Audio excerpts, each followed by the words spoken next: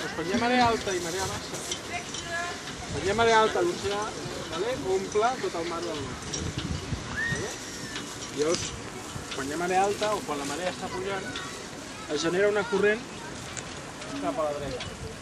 I aquí, en teoria, mentre la marea està pujant, es genera la marea corrent a la dreta, el que tenim ara. I quan l'oceà comença a baixar, és el contrari.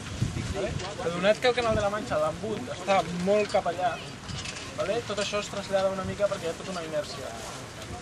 Llavors, hem de calcular entre 2 hores i 2 hores i mitja més del temps de la marea alta. És el que ens han dit aquí.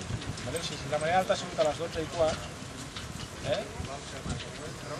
s'allarga, o sigui, s'omple, comença a baixar la marea però encara se segueix omplint, fins 2 hores i quart més tard. 2 hores i quart es frena la corrent i a poc comença a córrer cap a l'altra banda. En principi, si no... més o menys, en principi, si les 12:15 de la marea alta, a les 12:15, 1:15, 2:15, a partir de les 3:15 és quan, en teoria, comença la corrent cap allà. Que més o menys coincidirà, ell és el punt central. Mitja hora abans, un quart d'hora abans, un quart d'hora després, podem considerar que és 0. I a poc va creixent. En cicles de 6 hores. O sigui que en principi farem la regata, sortirem a fer la regata, tindrem una corrent quasi poca o molt poca corrent i que a poc anirà